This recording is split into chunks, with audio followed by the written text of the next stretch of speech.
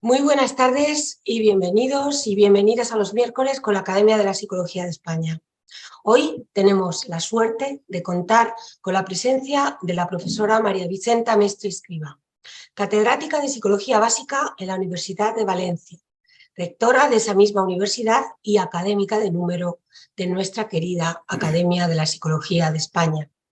Muchas gracias, rectora, gracias a los académicos presentes, gracias, presidente, y desde luego gracias a todos ustedes por acompañarnos. No todos los días tiene una la oportunidad de presentar a una mujer que desempeña el cargo de rectora en una de las universidades más importantes de España. Nuestra invitada de hoy no solo ocupa el puesto de representación más alto de su universidad, para el que fue elegida en el año 2018 y reelegida en el 2022, sino que además ha sido la primera mujer en ocuparlo desde que se fundara la Universidad de Valencia en 1499. Doctora en Psicología con premio extraordinario por la Universidad de Valencia, la profesora María Vicenta Mestre ha desarrollado una extensa e intensa labor científica y académica. Es autora de cerca de 200 trabajos científicos en revistas nacionales e internacionales de prestigio, 23 libros, numerosísimos capítulos de libro y ha dirigido una veintena de tesis doctorales. En esta vertiente investigadora ha formado parte del grupo de investigación de 34 proyectos de investigación financiados en convocatorias competitivas, regionales, nacionales, internacionales, desarrollando a lo largo de los años una línea de investigación muy sólida y fructífera, centrada en la infancia y la adolescencia y abordando temas tan relevantes como la detección de factores de protección y vulnerabilidad en menores y sus familias en riesgo por pobreza o exclusión social, el papel de los valores en la violencia o las competencias socioemocionales y personales en la prevención de conductas desadaptadas. Además, es codirectora de la Cátedra Luis Amigó entre la Universidad de Valencia y la Fundación Amigó para la intervención psicosocial en menores en situación de riesgo. Pero además de toda esta ingente dedicación científica e investigadora, la profesora Mestre ha estado siempre comprometida con la universidad, con su gestión, su liderazgo y su transformación, habiendo ocupado en su trayectoria académica muy diferentes responsabilidades en los principales ámbitos de la gestión universitaria, entre los que destacan sus responsabilidades como vicedecana y luego decana de la Facultad de Psicología, vicerrectora de estudios, vicerrectora de ordenación académica y profesorado y vicerrectora de ordenación académica, profesorado y sostenibilidad, siendo artífice en su última etapa como vicerrectora de la inclusión y la integración de personas con discapacidad, una labor por la que su universidad ha recibido diferentes reconocimientos, como por ejemplo los premios solidarios de la Fundación 11 o el Telefónica Ability Awards. Además, su trayectoria de gestión y liderazgo universitario ha tenido una proyección nacional e internacional, de forma que ha sido secretaria ejecutiva y es presidenta de distintas comisiones sectoriales de la Conferencia de Rectores de las Universidades Españolas. Ha presidido la Conferencia de Rectores de las Universidades Públicas Valencianas y a nivel internacional es miembro de las ejecutivas de la Asociación Universitaria Iberoamericana de Posgrado, de la International Association of University Presidents y de la Alianza Fortem de las Universidades, alianza que forma parte de la iniciativa de Universidades Europeas financiada por la Unión Europea. Por su condición de rectora de la Universidad de Valencia, el tratamiento protocolario de nuestra conferenciante es el de rectora magnífica. Pero no me cabe duda de que en este caso el adjetivo de magnífica resume perfecta y cabalmente la trayectoria de la profesora Mestre. Precisamente por esta amplia y excelente y magnífica trayectoria investigadora, académica y universitaria, además ha tenido una importante proyección e impacto social, ha recibido numerosos premios y distinciones, numerosísimos, entre los que Quisiera destacar el premio José Luis Pinillos 2018 de Psicofundación a la excelencia e innovación en psicología en la categoría de psicóloga del año. También la distinción de la Generalitat Valenciana, el premio al mérito policial del Cuerpo Nacional de Policía de la Comunitat Valenciana, la distinción de hija predilecta de Oliva, el reconocimiento de Vétera en Lila, de la Asociación de Mujeres Progresistas de Vétera, el premio honorífico a la trayectoria cultural del Foment Aiket de Gandía y el premio de la Federación de Mujeres Progresistas de la Comunidad Valenciana, entre otros. Así pues, hoy es un honor para mí y un placer presentar a la profesora María Vicenta Mestre y su conferencia de tantísimo interés y actualidad titulada La nueva ley de universidades. Cuando quiera, profesora, y muchísimas gracias por acompañarnos. Buenas tardes, queridos académicos, académicas de nuestra querida Academia de Psicología de España. Estoy encantada de estar aquí con todos vosotros, personas, yo creo que todos nosotros preocupados por el marco legislativo de nuestro sistema universitario español.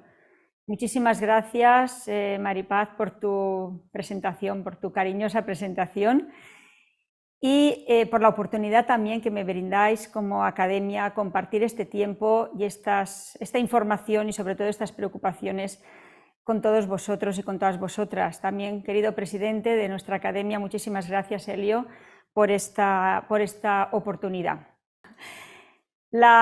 Cuando me pidieron, Maripaz me pidió la posibilidad de participar en este miércoles de la academia, pues yo le dije que un tema que podía aportar era la nueva ley de universidades. En aquel momento la nueva ley de universidades aún no estaba aprobada, estaba en proceso de elaboración y ya cuando fijamos la fecha ya prácticamente veíamos que era inminente su aprobación y que quedaría como ha quedado realmente. Es una ley, esta nueva ley de universidades es una ley necesaria para el sistema universitario español, es una ley deseada, pero no así como la tenemos, no así como fue publicada en el BOE del 23 de marzo. He planteado mi intervención en un primer punto refiriéndome un poco a la historia de lo que ha sido la reforma universitaria en la relativamente reciente historia de nuestro país. Yo me formé en psicología de la mano de nuestro presidente, el profesor Elio Carpintero, y tengo esa preferencia o esa tendencia a basarme en la historia para analizar los temas actuales. Luego, a partir de esta historia relativamente reciente, veremos la necesidad de esta nueva ley de universidades, una necesidad que estuvo avalada por la Conferencia de Rectores de las Universidades Españolas con el documento 2030, en el que planteábamos un modelo de universidad y que pedíamos una ley que diera respuesta a este modelo de universidad.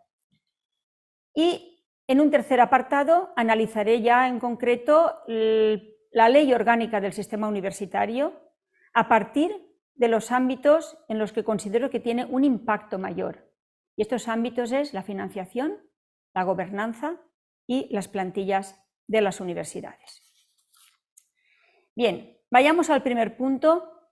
Recorramos rápidamente lo que ha sido la reforma universitaria en la historia de España que nos ha llevado a la situación actual. Unamuno, en 1914, en la conferencia que pronunció en el Ateneo de Madrid sobre lo que ha de ser un rector en España, planteaba que el cargo de rector debe ser un cargo técnico, exige una cierta continuidad, no puede ni debe depender, no puede ni debe estar subordinado al Ministerio de Instrucción Pública, requiere libertad de expresión y también el respeto y el cumplimiento de la ley. Más tarde, en 1930, Ortega y Gasset, en su ensayo sobre misión de la universidad, yo creo que hoy en día aún una obra que debe ser de consulta para conocer y no olvidar lo que debe ser la universidad, planteaba, en este ensayo sobre misión de la universidad, planteaba propuestas sobre el papel de la institución educativa en el progreso cultural de Europa, el papel de la universidad en la europeización, en la internacionalización, y la universidad como fuerza motriz para la formación de las jóvenes generaciones, centrando la misión de la universidad especialmente en la docencia y en la cultura.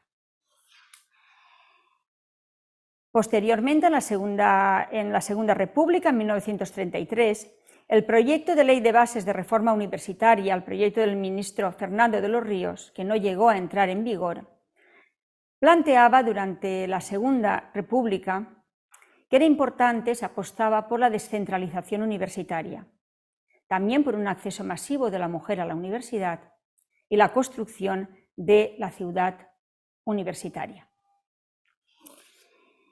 Una vez finalizada la Guerra Civil, en 1943, la Ley de Ordenación de la Universidad Española, en plena dictadura, planteaba que la misión de la Universidad Española era transmitir el saber al servicio de la religión y de la patria, y también la misión de difundir la ciencia. Ya con la Constitución de 1978, se hacía necesaria una ley de reforma universitaria que se ajustara a la nueva Constitución española. Esta fue la conocida LRU de 1983. Una LRU que, como sabemos, intentaba dar un impulso a la modernización de las universidades españolas después del periodo anterior marcado por déficits en la internacionalización, déficits en la producción científica y una falta de autonomía universitaria. También esta LRU se planteaba impulsar la investigación, la universalización del acceso a la educación superior, planteaba la necesidad de que las universidades hiciéramos nuestros estatutos aplicando los principios de la Constitución de 1978. Aparecían nuevas figuras contractuales de profesorado con la estabilización de los entonces PNNs, y también se planteaba o se regulaba una estructuración de las universidades en base a departamentos y a centros. Además, se abría la universidad a una nueva estructura de los planes de estudios. Posteriormente, casi 2 décadas después, se aprobó la LOU, la Ley Orgánica de Universidades, y pocos años después la LOMLOU, texto refundido de la Ley Orgánica de Universidades. Y ya la última reforma, diríamos, que tenemos antes de la LOSU, es la reforma asociada al ministro Wert, que vale la pena recordar que fue una reforma en plena implantación del espacio europeo de educación superior, cuando las universidades estábamos implantando los grados y los másteres con los créditos europeos, que era la medida, el ECTS, la medida de la unidad de medida de las diferentes asignaturas y materias de los planes de estudio. En una situación de recortes por la crisis económica que estábamos viviendo, el ministro Wert plantea un cambio en la dedicación del profesorado asociado a su reconocimiento investigador. Todos los que éramos ya profesores, y en aquel momento ostentaba el cargo de vicerrectora de profesorado, tuvimos que digerir, los que gestionábamos las plantillas de las universidades, ese cambio de dedicación con todos los recortes que supuso con la contratación de nuevo profesorado asociado, porque no teníamos otra figura para asumir las necesidades de esa implantación de los grados, con las nuevas metodologías y con las nuevas ratios y tamaños de grupos con asignaturas teóricas y prácticas, etc. Bien, y ahí nos quedamos. Esta es la última reforma que tuvimos y efectivamente desde la conferencia de rectores nos planteábamos ya hace años, diríamos en los últimos 6-7 años, la necesidad de una nueva ley de universidades. Ya teníamos los grados implantados, ya estábamos perfectamente adaptados al espacio europeo de educación superior. Se hacía cada vez más patente y necesaria la internacionalización, el establecimiento de redes entre universidades, la movilidad, la transferencia de conocimiento, el contacto con la empresa y con la sociedad. Y la CRUE, la Conferencia de Rectores de Universidades Españolas, redactamos ese documento Universidad 2030. Ese documento Universidad 2030, en enero del 2021, aprobado en Asamblea General de CRUE, lo elevamos al Gobierno. Lo llevamos allí al Senado y planteamos con este documento que necesitábamos una nueva ley de universidades que, básicamente, aquí tenemos los principios que allí nos planteábamos como principios básicos de una nueva ley que tenía que contribuir a mejorar las universidades españolas en la línea de las universidades europeas y entre las mejores universidades a nivel internacional, es decir, europeización, internacionalización de las universidades españolas. Poníamos énfasis también en los procesos de innovación junto con la investigación que las universidades llevamos adelante y que constituye también una misión de nuestras universidades, la investigación y la innovación. También planteábamos en este documento la necesidad de colaborar con las empresas, de mejorar la transferencia de conocimiento en todos los ámbitos del saber, no solo en el ámbito tecnológico, sino en el ámbito de la salud, de las ciencias sociales, las ciencias jurídicas, etcétera, en las humanidades, esa transferencia que nos aproxime a la sociedad, a transferir lo que investigamos en la universidad, transferirlo a la sociedad. También planteábamos la flexibilidad curricular que nos facilitara a la vez la movilidad internacional, el que estudiantes de nuestras universidades pudieran ir a Europa, los estudiantes de Europa pudieran venir aquí y tuviéramos esa flexibilidad curricular para reconocer, para homologar los créditos.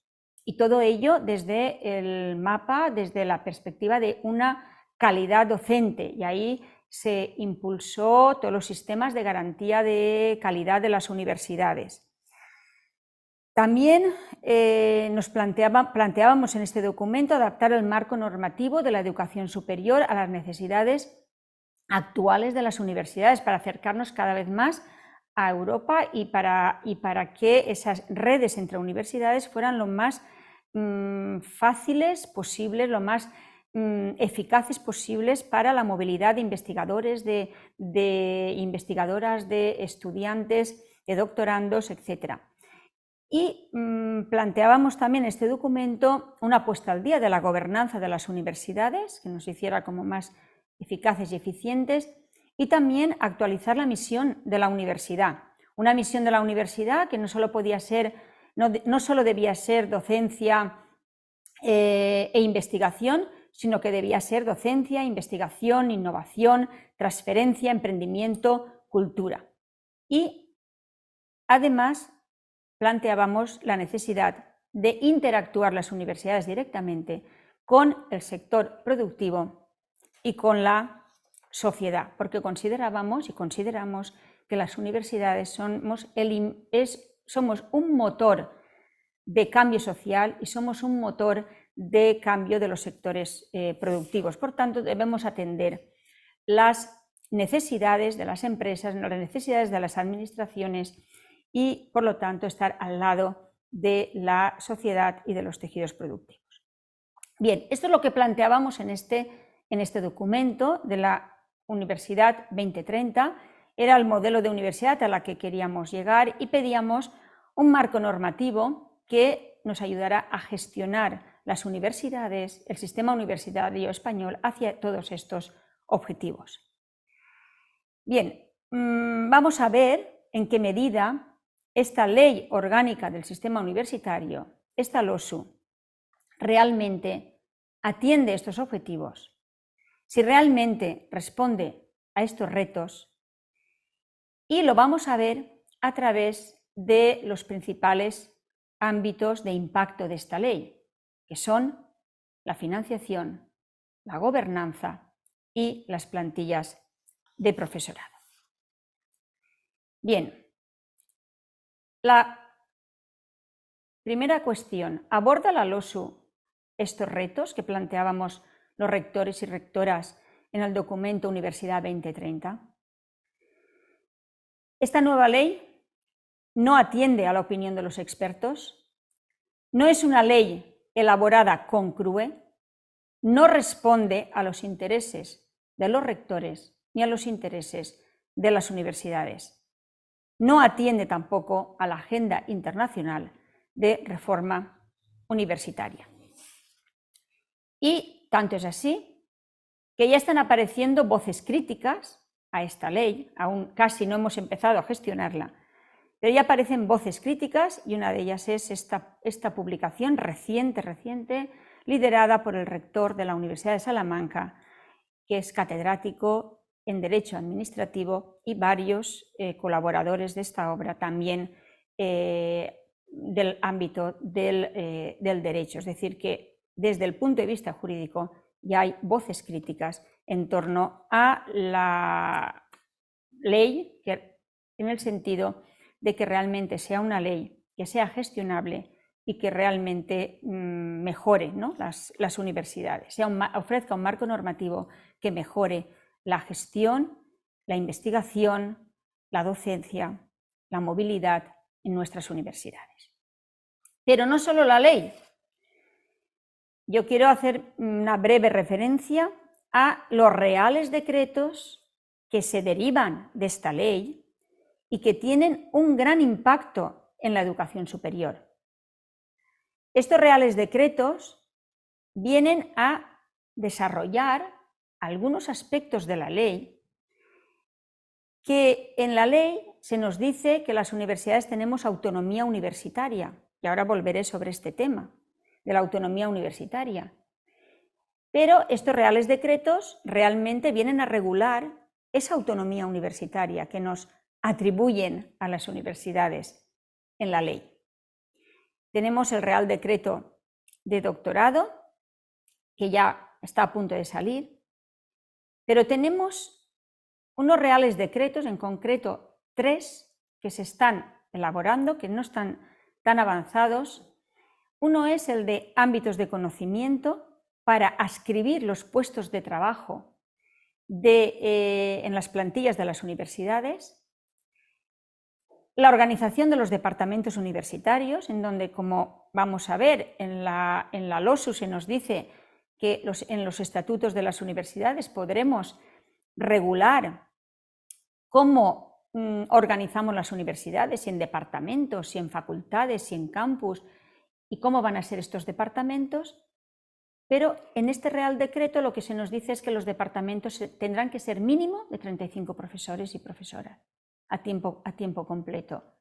Entonces, se nos da la autonomía en la ley y se nos resta en el Real Decreto, en este caso de organización de los departamentos.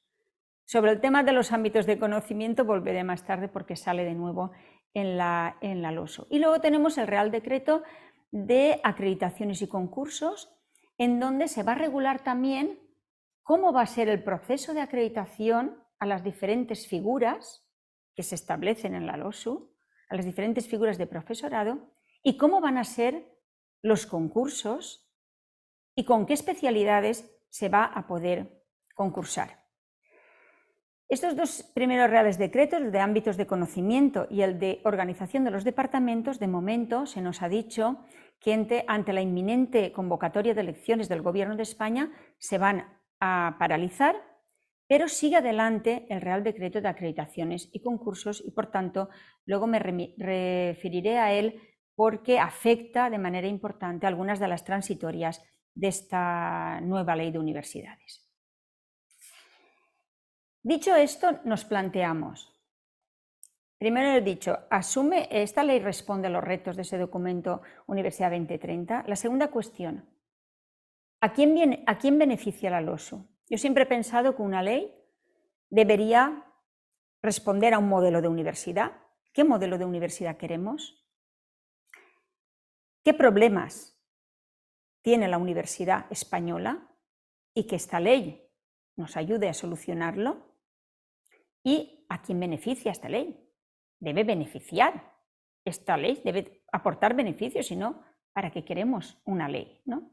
Que nos genere problemas como esta, que yo lo he dicho en público y en privado, y lo he dicho en Consejo de Universidades, es una ley que no soluciona los problemas del sistema universitario español, pero nos va a generar problemas nuevos que no teníamos.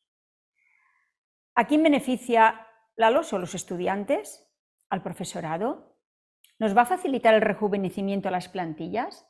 Pensemos en áreas en donde, por ejemplo, áreas de medicina, en donde prácticamente no tenemos ya funcionarios porque se han jubilado, se están jubilando y no contratamos, no tenemos gente más joven acreditada. ¿Va a beneficiar la gobernanza? ¿Vamos a ser más ágiles, más eficaces en la gobernanza?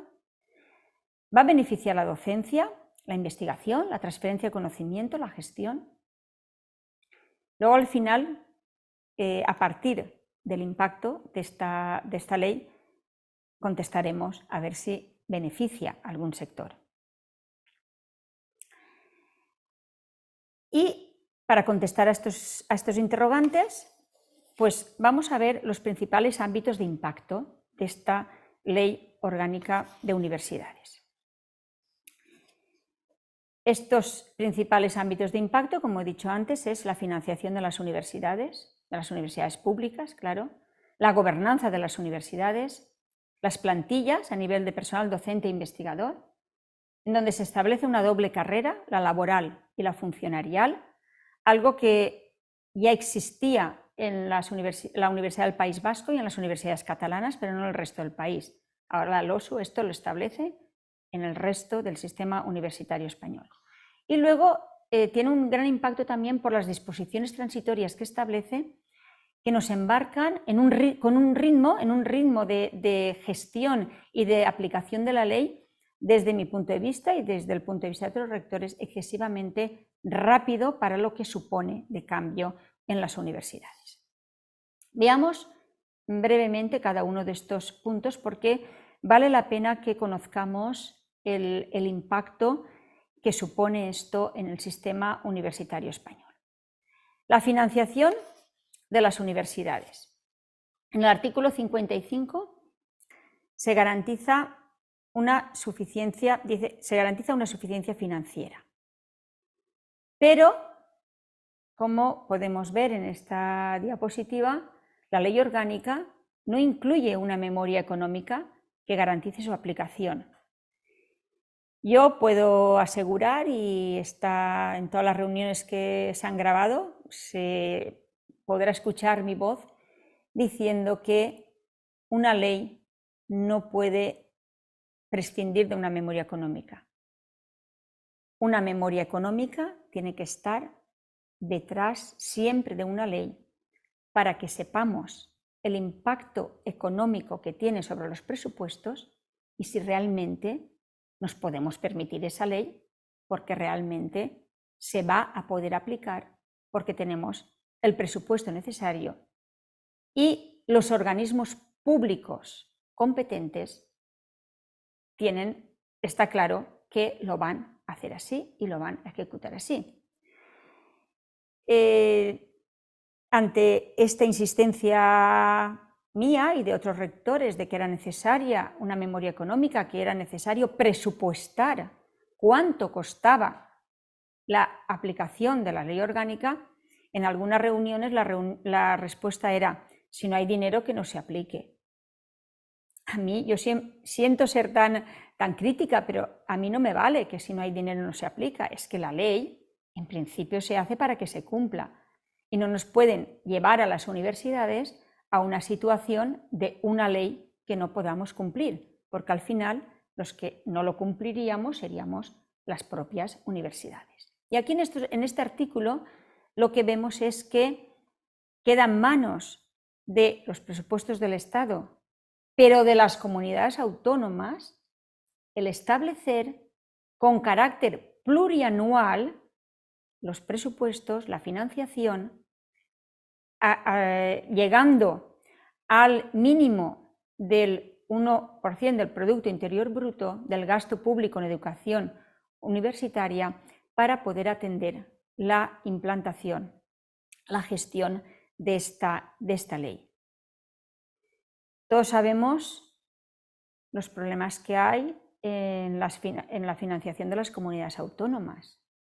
Entonces, ¿van a ser capaces las comunidades autónomas de establecer ese plan plurianual de financiación junto con las universidades para poder aplicar una ley que en estos momentos aún no tenemos presupuestado cuánto va a costar? Sí que lo tenemos presupuestado cada universidad, pero no se sabe a nivel global cuál es el coste que esto va a suponer. Yo luego daré algunos números de mi universidad para que se vea el impacto que esto pueda tener. Y esta financiación, que está muy bien si llegamos a ese 1%, y si las comunidades autónomas junto con el Estado y los presupuestos generales del Estado, llegamos a esa financiación que tiene estos tres ejes. Y esto tengo que decir que están muy bien estos tres ejes de financiación. Una financiación estructural por necesidades singulares y una financiación por objetivos.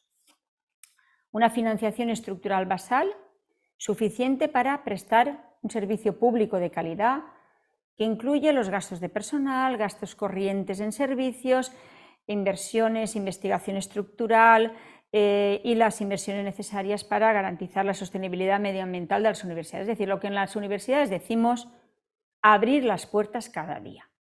Esa sería esa financiación estructural basal, lo que necesitamos para abrir las puertas cada día. Luego tendríamos una financiación estructural por necesidades singulares, y aquí tenemos efectivamente necesidades singulares que se deberían financiar. Por ejemplo, la dispersión de centros en medios rurales o ciudades, el nivel de especialización de las titulaciones impartidas, la pluralidad lingüística, aquellas comunidades que tenemos lenguas oficiales propias. Va a haber una financiación específica por parte de las comunidades autónomas o por parte del Estado para financiar esas lenguas oficiales propias. Va a haber una financiación para el mantenimiento del patrimonio cultural o artístico. Yo tengo la suerte y la satisfacción de dirigir una universidad con muchísimo patrimonio cultural, histórico, artístico, y en estos momentos la financiación para el mantenimiento de ese patrimonio es 0 euros. Ojalá se aplique esta financiación estructural, y que digo, esta universidad, la de Granada, la de Sevilla, muchas universidades que tenemos un gran patrimonio. Y luego tendríamos la financiación por objetivos. Y aquí ya viene todo lo que las universidades podamos aportar como mejora. Es decir, mejoramos la docencia, subimos en los rankings de investigación, mejoramos la transferencia de conocimiento, realizamos e incrementamos los cursos de formación a lo largo de la vida. Una de las apuestas en el nuevo sistema de regulación de los títulos es la formación a lo largo de la vida a través de microcredenciales, que está muy bien, títulos, diríamos, con reconocimiento oficial, con reconocimiento en el Espacio Europeo de Educación Superior, que van a ser a la carta para atender demandas de administraciones públicas, demandas de empresas, demandas de ONGs que quieran actualizar la formación de sus empleados o la formación específica para unas determinadas tareas que van a realizar. Eso también requiere recursos y requiere financiación. Luego el tema de la internacionalización, el tema de establecer redes a nivel europeo. Ahora hay una financiación específica para proyectos europeos de universidades. Esto es necesario y hay que mantenerlo. También para el tema de la igualdad, la diversidad, la accesibilidad universal. Las universidades queremos ser todas inclusivas, queremos ser accesibles y esto requiere también financiación. Bien, pues estos 3 ejes de financiación, que los valoro positivamente, no van acompañados de esa memoria económica y no van acompañados de un presupuesto que va a suponer la aplicación de la ley para conseguir todos estos objetivos.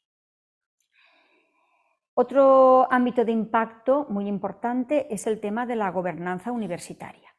Y aquí hay cambios radicales, hay cambios que modifican totalmente la forma de gestionar las universidades y la forma de gobernanza de las universidades.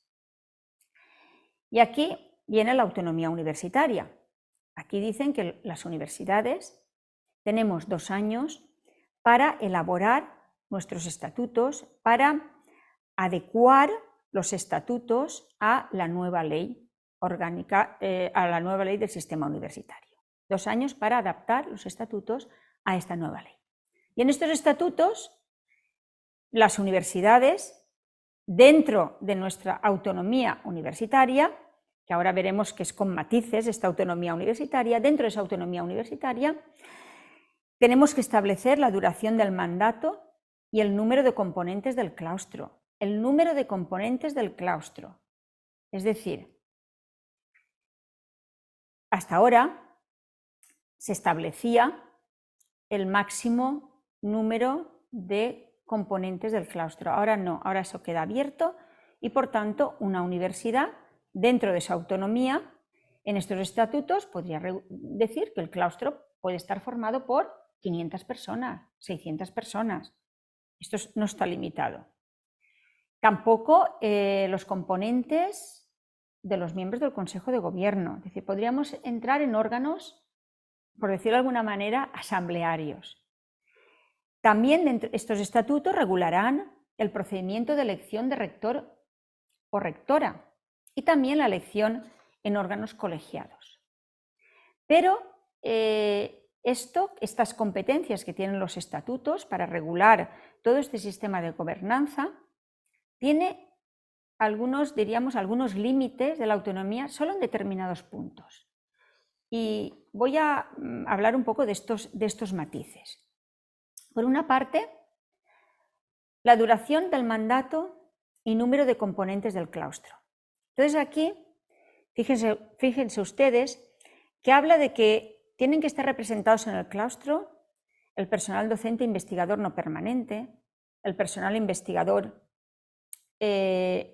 no permanente, el permanente y el no permanente, el profesor asociado, el estudiantado, el personal técnico y de administración y servicios. Ahora lo que era personal de administración y servicios ahora se llama personal técnico y de administración y servicios. Ha cambiado la denominación. Y dice, asegurando un mínimo del 25% de representación del estudiantado. Es decir, de todos los colectivos anteriores, personal docente e investigador no permanente, personal investigador no permanente, profesor asociado, personal técnico y de administración y servicios, no establece el porcentaje, pero sí que establece que como mínimo el estudiantado tendrá un 25% de representación, pero puede tener más. Mientras que los cuerpos docentes universitarios, funcionarios y permanentes laborales, la representación será de un 51%, ni más ni menos, un 51%.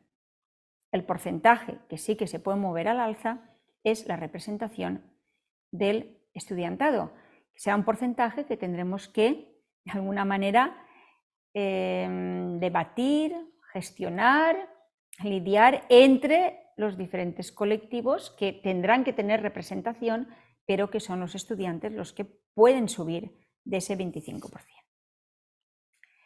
Lo mismo ocurre con el establecimiento a través de los estatutos del número de componentes, la representación y la duración de esa representación en Consejo de Gobierno.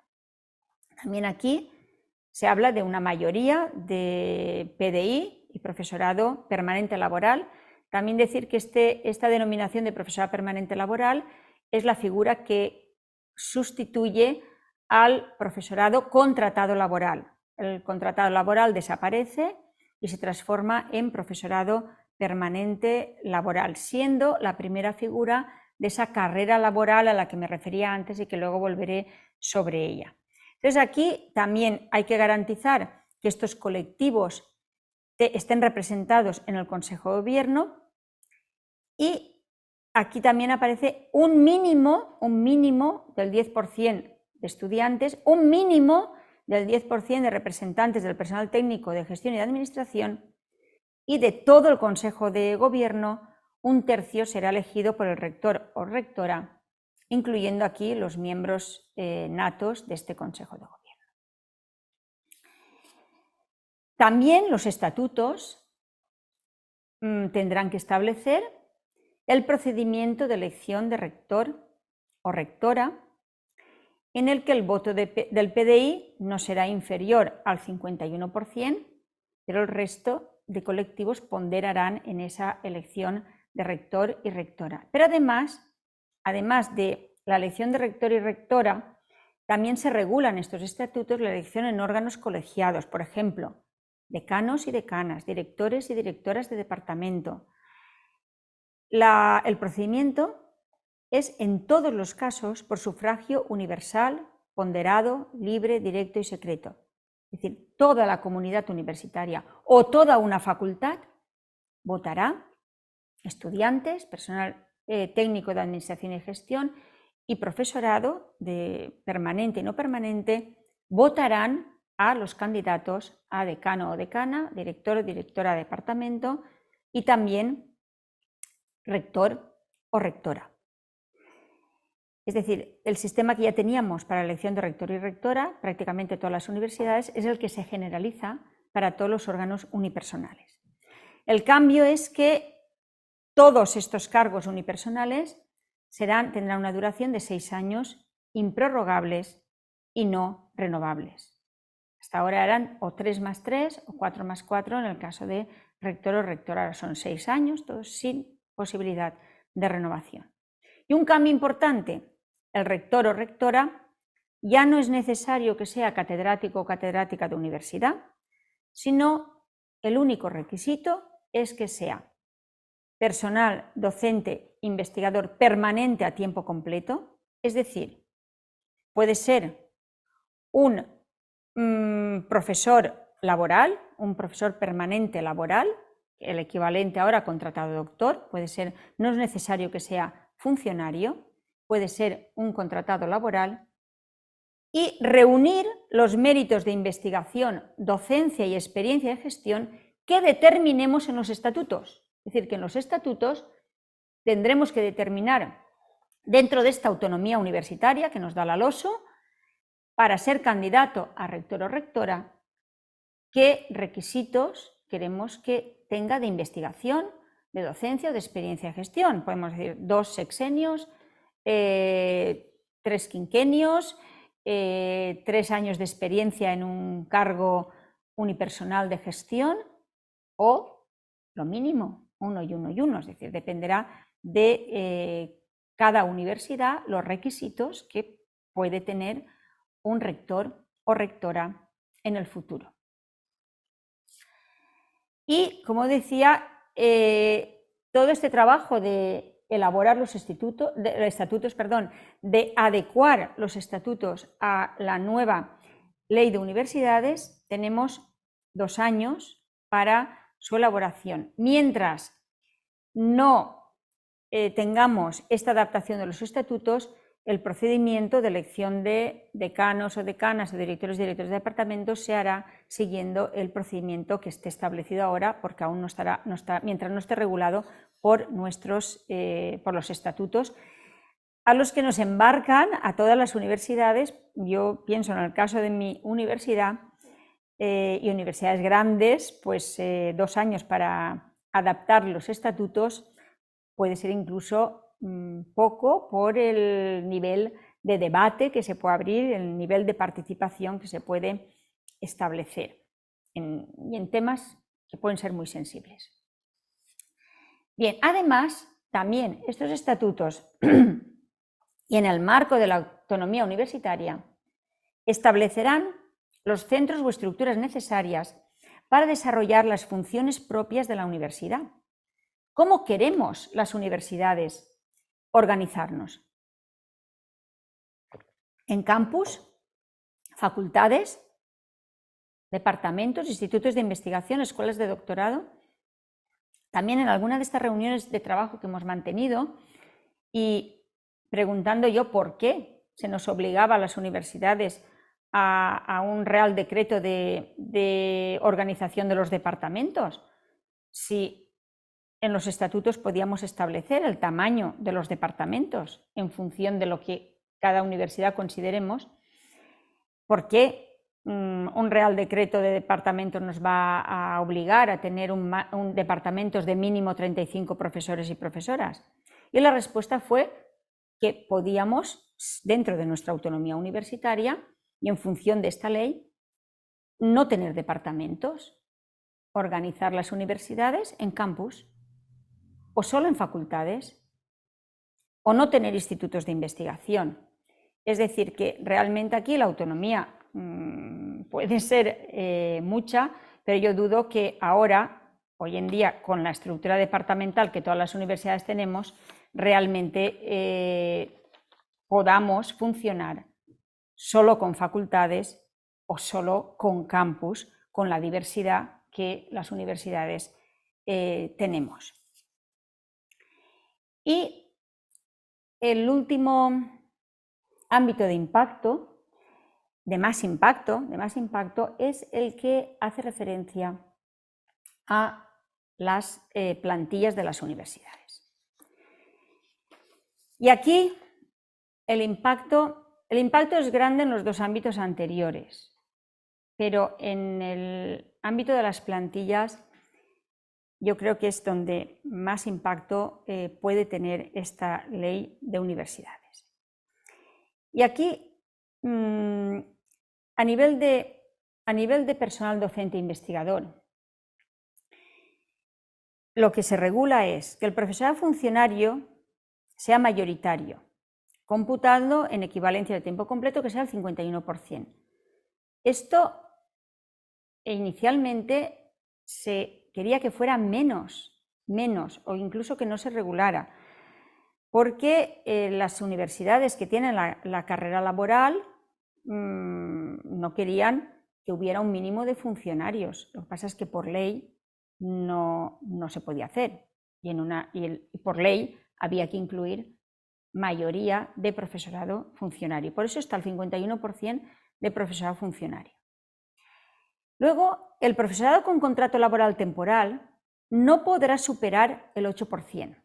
De este cómputo se excluyen los ayudantes doctores o los asociados asistenciales de ciencias de la salud, pero ese 8% no podrá superarse el 8%, incluyendo profesorado asociado, sustituto, visitantes, distinguidos. No podrá haber más de un 8% de temporalidad. Y ahora veremos cómo se intenta en la ley, cómo se pretende en la ley, subsanar el problema de temporalidad. Ahora luego vuelvo sobre ello. Y además dice, a nivel de plantilla, esto es muy importante, los puestos de trabajo se adscribirán a ámbitos de conocimiento. Vale. Este Real Decreto de ámbitos de conocimiento plantea unos ámbitos de conocimiento diferentes a lo que hasta ahora eran las ramas de conocimiento y plantea ámbitos de conocimiento tan curiosos, por decirlo de alguna manera, como cirugía y podología. Es decir, en un mismo ámbito de conocimiento está el cirujano cardiovascular y el podólogo. Y la RLT, la plantilla, quedará, los profesores de cirugía y los profesores de podología quedarán adscritos al mismo ámbito de conocimiento. Lo mismo ocurre con psicología y logopedia. Es decir, realmente como es un único ámbito de conocimiento, quiere decir que los logopedas podrán impartir también la docencia en psicología si lo piden, o fisioterapia y terapia ocupacional. Es decir, realmente el tema de los ámbitos de conocimiento es uno de los temas que se ha paralizado por la convocatoria de elecciones al Gobierno de España, pero resultaba muy problemático cuando lo vimos y de hecho ya hemos hecho alegaciones porque realmente hay ámbitos de conocimiento que no tiene ningún sentido agruparlos, cuando además esto va a reflejar las plantillas de las universidades. Y luego también a nivel de plantillas, algo que tiene muchísima importancia son el Real Decreto que está en curso, y este además ha dicho que va adelante y que lo quieren aprobar antes de las elecciones del 23 de julio, es el sistema de acreditaciones y concursos. Aquí cambian los procedimientos y ahora veremos rápidamente en qué los cambios más relevantes. No se incluye la gestión como mérito en las acreditaciones, lo cual supone un problema porque ¿cómo la gente joven la vamos a implicar en la gestión, por ejemplo, de una secretaría de departamento, de una comisión de contratación, de una dirección de departamento, si no les cuenta esa gestión como mérito para acreditarse? Pues van a decir, a mí no me pongas en comisiones, a mí no me digas que haga de secretario de departamento, sino que voy a dedicarme a publicar artículos, que eso es lo que realmente me va a llevar a la acreditación al permanente laboral o a titular de universidad o a catedrático o catedrática. Y un tema muy delicado y también muy importante en el tema de los concursos y que en definitiva va a repercutir también en la plantilla que tengamos en las universidades son las especialidades que van como anexo a este Real Decreto de acreditaciones y concursos. Estas especialidades van a ser la única forma de perfilar las plazas. Es decir, hasta ahora, para sacar a concurso una plaza de ayudante doctor, una plaza de hasta ahora contratado doctor, ahora permanente laboral o de titular de universidad, perfilamos la plaza y no ponemos, por ejemplo, en el caso de psicología no ponemos normalmente psicología básica, sino ponemos pues, psicología del pensamiento o psicología del aprendizaje o historia de la psicología, o en el caso de medicina pues ponemos medicina cardiovascular, medicina digestiva. Bueno, pues en estas especialidades hay, por ejemplo, simplemente medicina, una especialidad. Esto quiere decir que a la hora de sacar una plaza concurso, si este Real Decreto de acreditaciones y concursos, ya hemos hecho también alegaciones, pero va corriendo, se quiere sacar antes del 23 de julio, porque si no, no da tiempo, porque si no, habría que regularnos por la normativa anterior. Y digo, bueno, si lo nuevo no va a ser mejor que lo anterior, pues no corramos, hagámoslo bien. Entonces aquí también estamos haciendo alegaciones, ahora está en periodo de exposición pública, es hasta el día 16, hemos hecho alegaciones porque ¿cómo se va a poder perfilar solo medicina?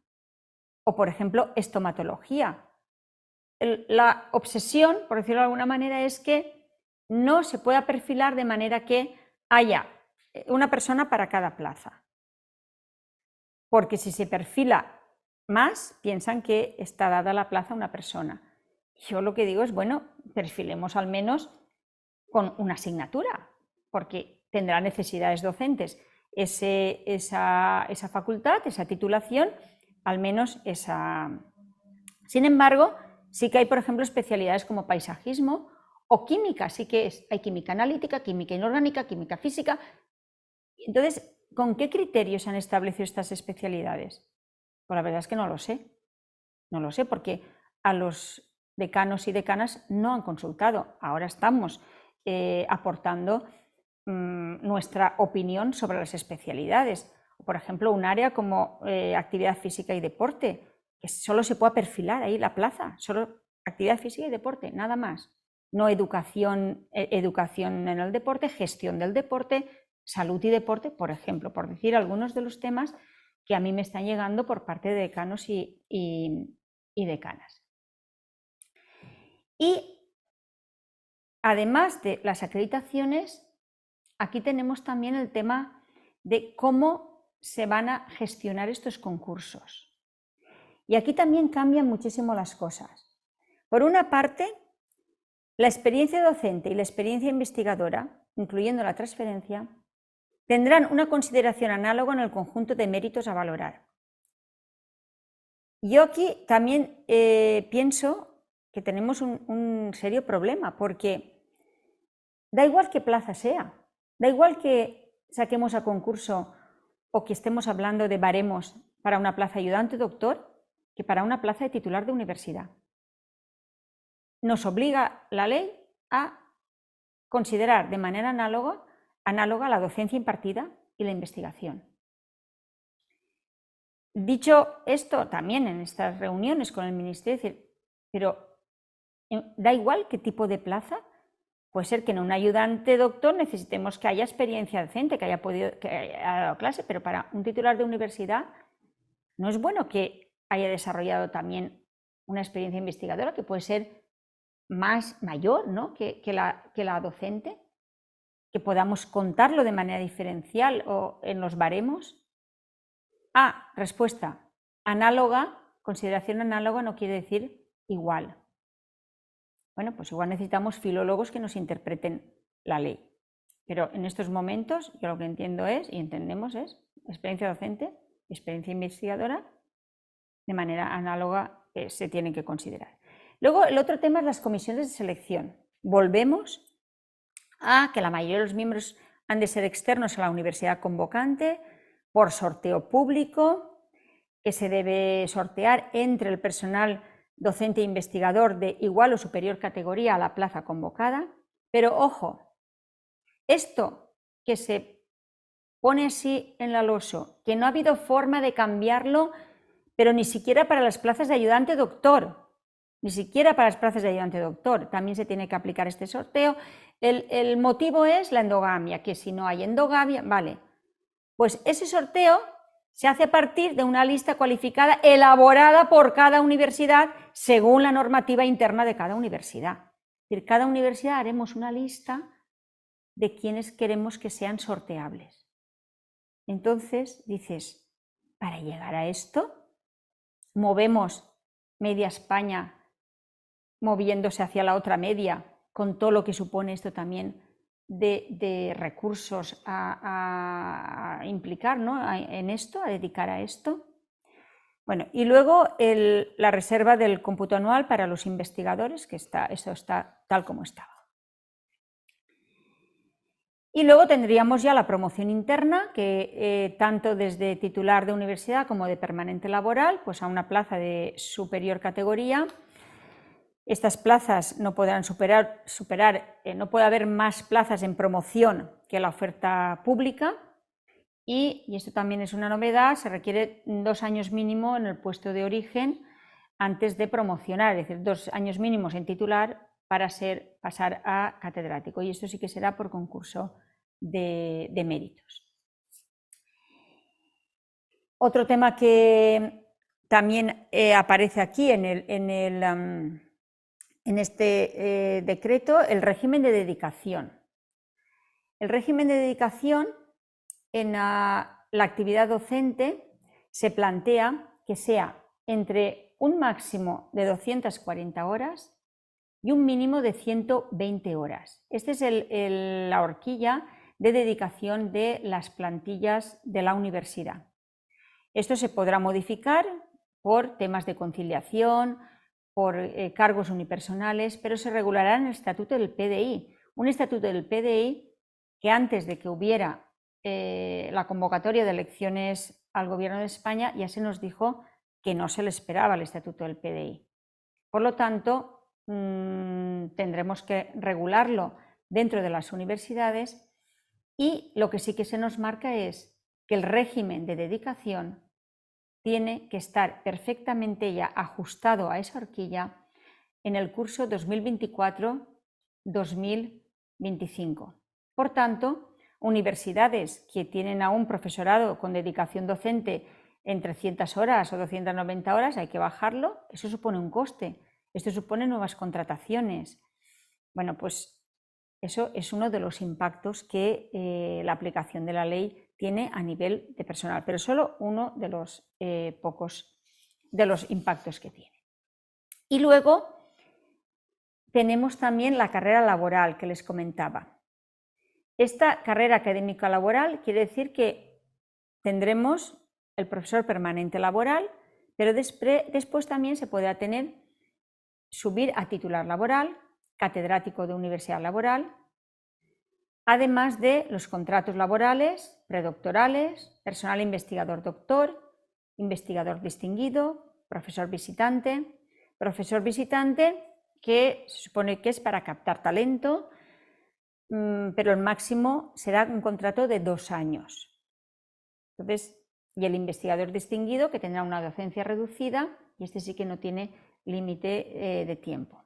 Luego tenemos el profesor ayudante doctor, profesorado asociado y profesorado sustituto. Y hay algunas novedades en estas figuras de profesorado que no hay que perder de vista. Los ayudantes doctores no necesitan acreditación para acceder a la figura de ayudantes doctor, sino que uno lee la tesis, defiende su tesis y puede ya optar a una plaza de ayudante doctor. Pero la acreditación será mérito preferente durante los próximos 4 años. Sin embargo, la ANECA ha dejado de acreditar como ayudantes doctores, es decir, se mantiene en una ley una acreditación como mérito preferente, pero se impide que los nuevos doctores tengan acceso a ese mérito preferente. Esto los juristas dicen que no es jurídicamente correcto.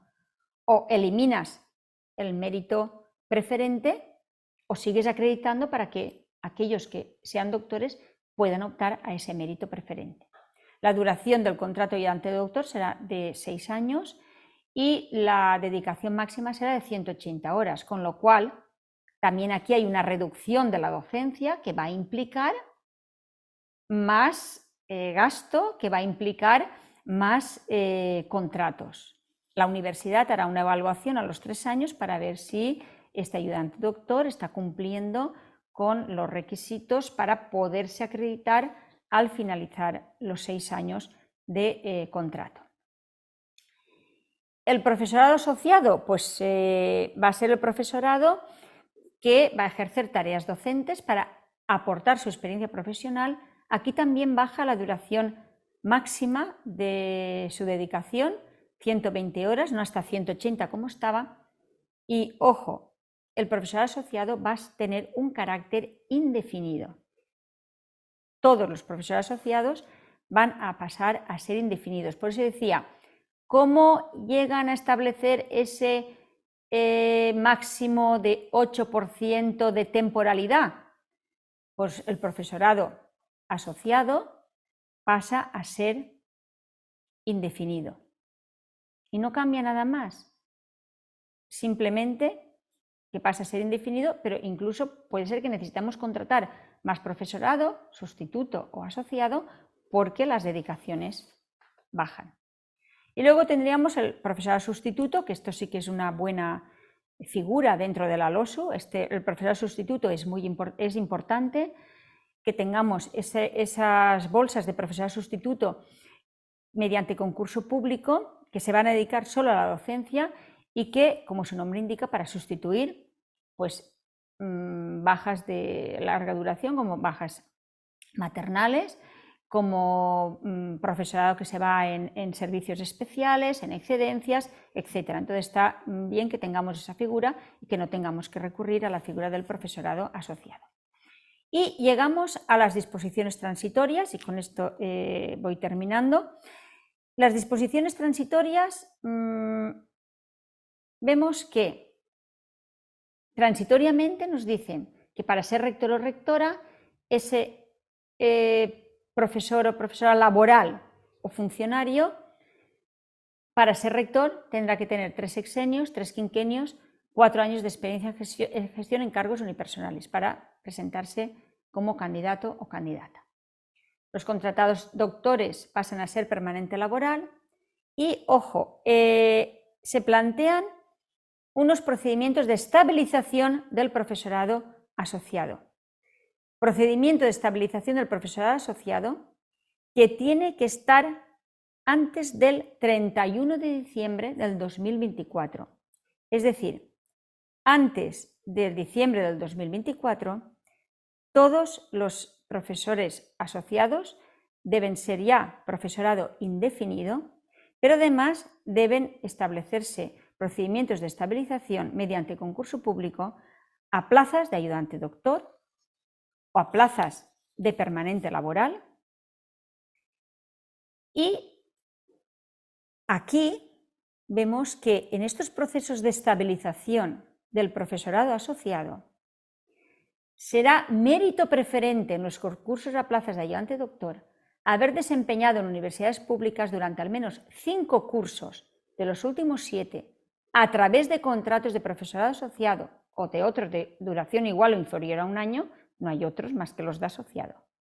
Lo mismo para contratos predoctorales para no doctores.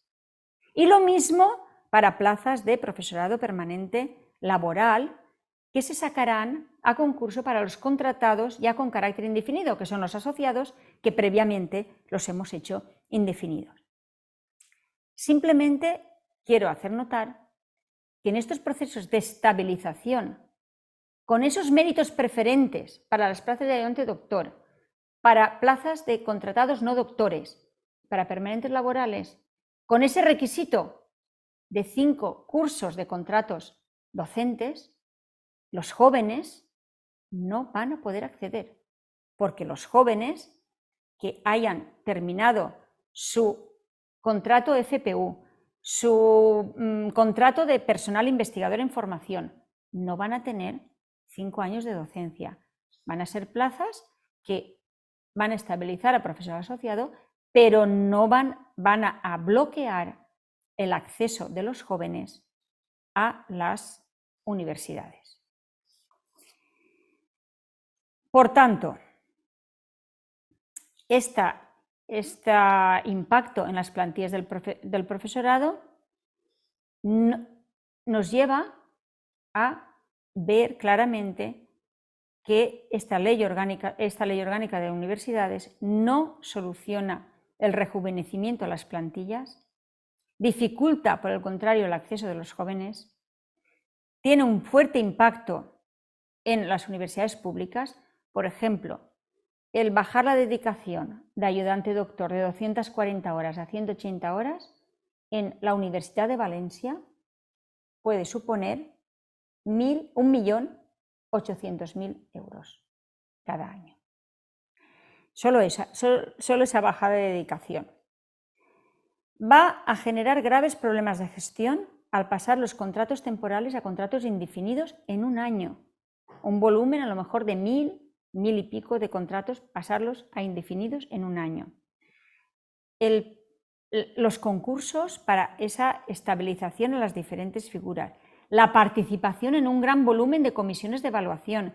Pensemos las comisiones de evaluación para las plazas de ayudante doctor sin el requisito de acreditación. Van a haber muchos más candidatos para el acceso a esas plazas, además del ser de otra universidad con el movimiento que esto pueda suponer. Captar y retener talento.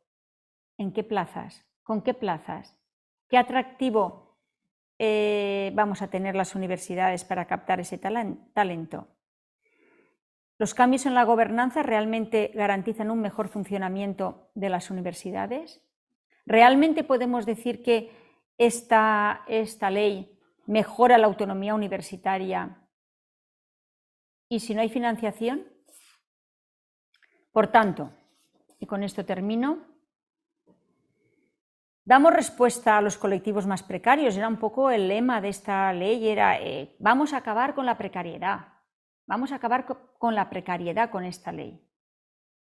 Lo único que se hace es cambiar los contratos temporales a indefinidos del profesorado asociado. En la Universidad de Valencia, el 52% de este profesorado asociado son funcionarios. de la justicia, son funcionarios de profesorado, de educación, de sanidad, etc. ¿Tiene sentido? Es decir, ¿realmente es profesor precario? ¿Tiene sentido hacerlos indefinidos en la universidad? Realmente no se habla para nada de cambiarles el sueldo. Al contrario, van a bajar la dedicación y el sueldo proporcional. ¿Garantizamos la financiación con esta ley? No la garantizamos. ¿Fortalecemos la autonomía universitaria? No la fortalecemos porque los reales decretos vienen a marcar esa autonomía universitaria. La captación de talento, ¿con qué plazas? ¿La de distinguido? ¿La de visitante? Porque las plazas de ayudante doctor, podremos sacar menos plazas de ayudante doctor para los jóvenes, porque estarán los que tienen 5 años de contratos docentes. Por tanto, no generamos oportunidades para los más jóvenes, reforzamos la movilidad. Bueno, pues para eso deberíamos tener una regulación, pero a nivel ya de gobiernos de los países en Europa, por ejemplo, o con América Latina, entre gobiernos que faciliten la homologación y el reconocimiento de dobles titulaciones o el reconocimiento de cursar materias en una universidad o en otra. Y esto no lo tenemos. Sigue habiendo mucha dificultad para reconocer lo que se cursa en un país en otro. Y gestionar la LOSU sin financiación, con la tasa de reposición que no se ha cambiado, con los plazos ajustados que nos marcan y con cambios en los gobiernos autonómicos, francamente siento ser pesimista, creo que no soy pesimista, soy realista al decir que es muy difícil. Pero como le dije yo la última vez en mi intervención al ministro, no voy a llorar ya más sobre la LOSU, pero por favor, ayudadnos a gestionarla. Se han convocado las elecciones al Gobierno de España y no se ha cerrado ni la financiación, y eso sí, se han paralizado algunos reales decretos. Bien, muchísimas gracias por vuestra atención y por supuesto pues quedo a vuestra disposición para lo que consideréis que pueda aclarar o podamos comentar. Muchísimas gracias. Muchísimas gracias, rectora. La verdad es que gracias por esta magnífica conferencia, por esta ducha de realidad de tanto interés para todos nosotros, por la claridad con la que lo ha explicado todo y lo bien que lo ha explicado todo y los temas tan relevantes. Vamos a dar la palabra a nuestro presidente, Elio Carpintero, que quiere pues, supongo que también dar las gracias por la conferencia. Cuando quieras, Elio. Muchas gracias, nuestra chairman, y sobre todo enhorabuena a la rectora por esta conferencia. Estaba pensando que, aunque parece que tiene una distancia muy grande respecto de la psicología, en principio, resulta que al final el único elemento que caracteriza y que establece la identidad de los psicólogos es el título de psicólogo obtenido por la carrera que proporcionan nuestras facultades. Quiero decir que para nosotros toda la labor que se hace en la formación de la universidad de los psicólogos es aquel elemento respecto del cual le va a poder identificar y le separa del posible intruso que no puede, evidentemente, desarrollar una labor de la seriedad y de la importancia que tiene la labor del psicólogo. Quiero decir con eso que es importantísimo para nosotros mismos, para los psicólogos, todo lo que se vaya a hacer en cuanto a formación de los psicólogos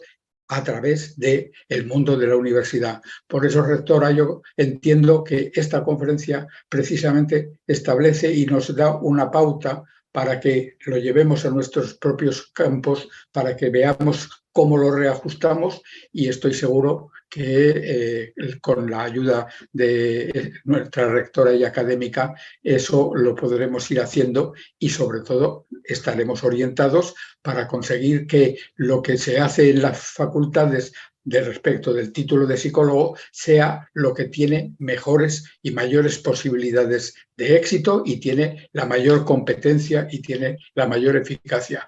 Por eso, muchas gracias por esta conferencia que es verdaderamente instrumental para los que nos importa el destino de los psicólogos de mañana. Muchas gracias, querida rectora. Enhorabuena.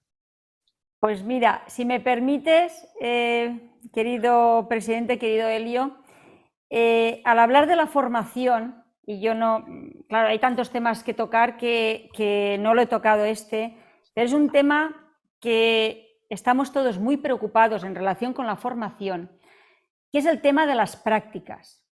Resulta que hay un estatuto del becario, cosa que ya no existen becarios porque son contratos, lo que hay, contratos predoctorales, contratos postdoctorales, contratos de estudiantes, pero lo que se está planteando por parte del Ministerio de Trabajo, y parece que la publicación es mañana inminente ya, Trabajo y Seguridad Social, y es que los estudiantes en prácticas coticen en la Seguridad Social y tengamos que sufragar los gastos de esas prácticas, desplazamientos, dietas, etc. Esto va a ser realmente un problema para todas las universidades, públicas y privadas, porque es darles de alta, es la gestión de esas prácticas. Por una parte, la gestión de esas prácticas, para 3 meses hay que darles de alta y de baja. El coste que eso supone, porque aunque ahora se subvenciona el 97%, al año que viene el 95% irá bajando esa subvención y las universidades lo tendremos que asumir. O las empresas, y las empresas, claro, van a decir, pues no me mandes tantos estudiantes en prácticas porque al final a mí me cuesta dedicar trabajadores a que los formen. Y es un concepto erróneo de las prácticas, porque las prácticas, y en el caso de psicología, forman parte del currículum, forman parte del plan de estudios. Y en el plan de estudios tenemos un número de prácticas obligatorias, por lo tanto es una asignatura, el practicum es una asignatura, por lo tanto es formación, no es trabajo. Es formación, no es trabajo, y eso lo hemos dicho por activa y por pasiva. Y la ministra y vicepresidenta Yolanda Díaz dice que no, y que es trabajo y que quiere acabar con el trabajo precario. Pero vamos a ver, es formación en formación profesional, las prácticas de formación profesional, y es formación las prácticas universitarias.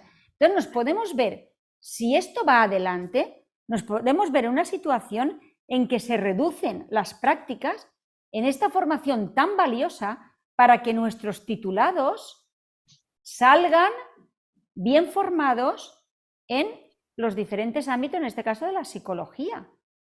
Entonces es algo que nos está preocupando muchísimo, que el rector de Murcia, que es catedrático de Derecho del Trabajo, lo está diciendo por activa y por pasiva, ha hecho informes y no hay forma de mover esto, de que coticen a la Seguridad Social, que no quieren que sean mano de obra barata, pero vamos a ver, es que no es mano de obra, son estudiantes en formación, porque son estudiantes, no son trabajadores. Es decir, que esto nos preocupa muchísimo y va en la línea de esta formación que las universidades estamos dando y que queremos seguir dando con esas prácticas. Yo creo que es el mejor logro de los actuales planes de estudios, esas prácticas externas que tenemos. Muchísimas gracias, María Vicenta, querida rectora. La verdad es que, bueno, ya sabíamos que teníamos razones para preocuparnos por este tema, pero lo has explicado con una claridad meridiana, ¿no? Y, a ver, yo creo que una de las preocupaciones que claramente tenemos, pero muy claramente, ¿no?, es que no vamos a poder hacer el relevo generacional, ¿no?, del que nos has hablado con tanta claridad. Y además, esto también, yo no sé si existe alguna posibilidad de que el agravio comparativo que supone con otros puestos en la administración. Elio, ¿quieres decir algo?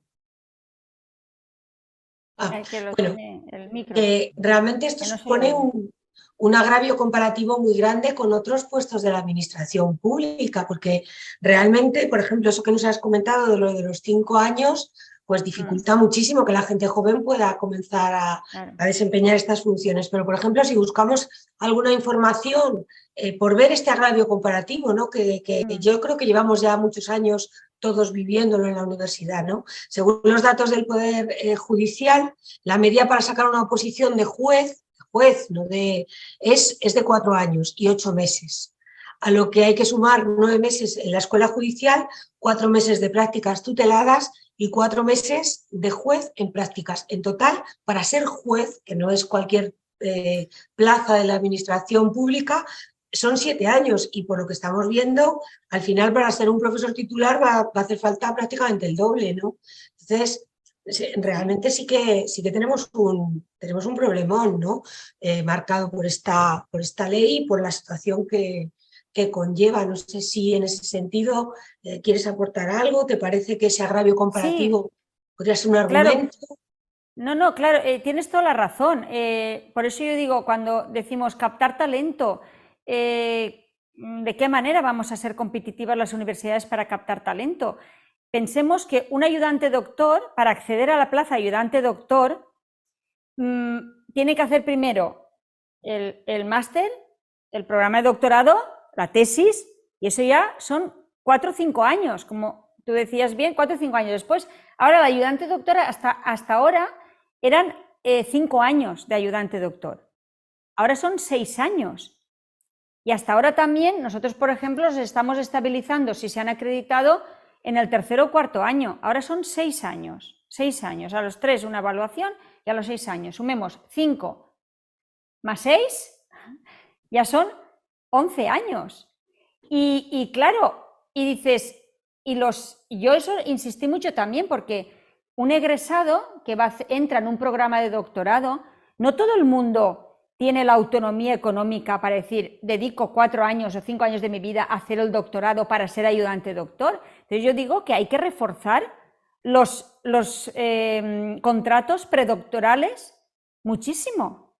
Predoctorales y postdoctorales, pero sobre todo predoctorales, porque ahora podrán competir en la plaza de ayudante doctor sin acreditación, pero predoctorales. Y dicen, y claro, la respuesta es pues que las universidades, dentro de su presupuesto, saquen contratos predoctorales. Pero ¿de qué presupuesto si no sabemos aún ni qué financiación nos vais a dar? ¿Con qué presupuesto? Entonces aquí, claro, es que esa gente, yo pienso, por ejemplo, derecho, pues se van a ir, o un máster en psicología, si encuentra trabajo se va y no se queda haciendo el doctorado.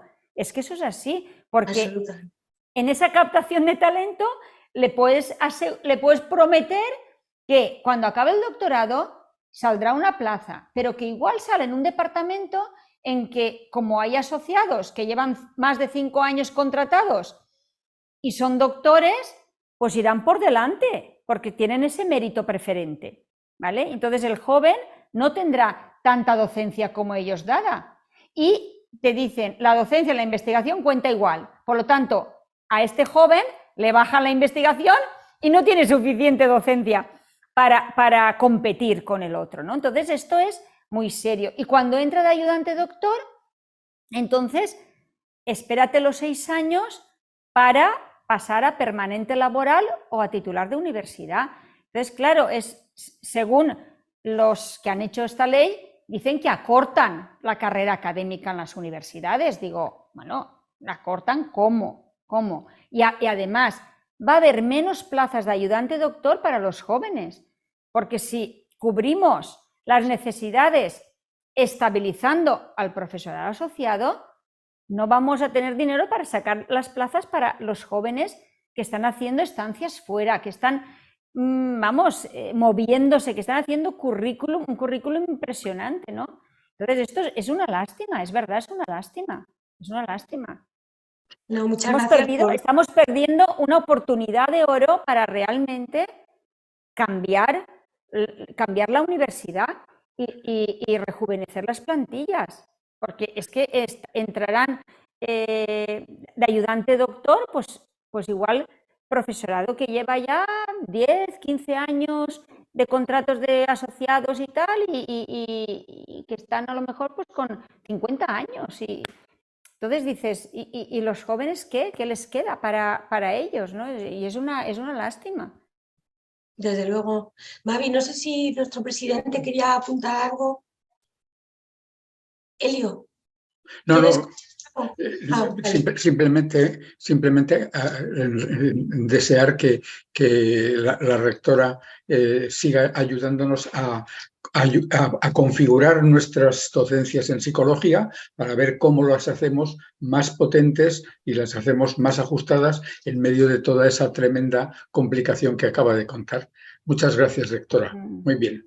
Muchas Muchas gracias. gracias. Bueno, aparte del chat, que lo tenemos absolutamente lleno de felicitaciones por la claridad de la exposición. Tienes otro rector. He dicho vicerrectora, rectora. Tienes otro rector pidiendo levantando la mano. Lo sé, le tengo aquí sí. Muy bien, de rectores, estamos muy bien, cantamos las 40, muy bien. Estamos Muchas mejor gracias. acompañados, imposible. Me retiro, gracias. Gracias a ti, presidente. No, realmente quiero transmitirte, porque es que realmente el chat está reflejando lo que yo creo que todos vemos, ¿no? La importancia del papel que estás haciendo, lo bien que lo has expuesto, y bueno, quizá lo que nos surgen a todos son ganas de ayudar, ¿no? Y como dice Elio, pues tenemos a un rector esperando. Cuando quieras, yo creo que José Muñiz, te vemos. Sí, no, muy breve. Bueno, para felicitar a Mavi por la exposición, totalmente de acuerdo, y por poner una nota no optimista, pero bueno, que de noticia de ayer se ha paralizado lo del decreto de las prácticas, o sea que no lo van a publicar. Al parecer era mera propaganda de Yolanda. O sea que bueno. Ojalá, pero tengo mis dudas. Ojalá, Pepe, ojalá. Y nada, enhorabuena. Pero tengo mis dudas. Muchísimas gracias. Es información fehaciente, no se publicará antes del 23 de julio. Bueno, después tampoco, que no se publique después tampoco. Bueno, después Dios dirá. Vale, gracias. Muchísimas gracias a José Muñiz por esta información. Yo creo que dentro de la tristeza que se nos ha generado todo esto y la preocupación, pues nada, yo creo que puede ser una pequeña buena noticia, y muchísimas gracias por participar. La verdad es que todos te agradecen la visión tan realista y un poco, pues quizás, no sé, que cuentes desde luego con la academia y con nosotros en todo lo que pienses que podemos ayudar, y agradecerte no solamente esta conferencia, que por supuesto ha sido magnífica como eres tú, sino también, qué duda cabe, agradecerte todo el trabajo que hay detrás de esta conferencia, todo el trabajo que estás haciendo por las universidades, por su calidad, por su competitividad, por su internacionalización, por todo. Muchísimas gracias. No hay más preguntas, creo que estamos bien en tiempo para terminar la conferencia, que normalmente terminamos a 1:30. Y por mi parte nada más que agradecerte y transmitirte estas felicitaciones, y bueno, pues ofrecerte ese apoyo y ese reconocimiento que creo que tienes más que merecido. Muchísimas gracias, de verdad, con todas las ocupaciones que tienes, con todo lo que estás luchando por las universidades españolas, pues haber estado hoy con nosotros en la academia. Bueno, muchísimas gracias a todos vosotros, y seguro que tenemos oportunidades de compartir novedades que seguirán surgiendo, y por supuesto yo creo que también la academia podremos, ojalá no haga falta, pero igual tendremos que hacer también alegaciones y reivindicaciones para que el título y las especialidades de psicología vayan adelante. Muchísimas gracias. Maripaz. Un placer. Muchas gracias a ti y a todos los asistentes. Muchísimas gracias por habernos acompañado en nuestros miércoles con la academia. Gracias.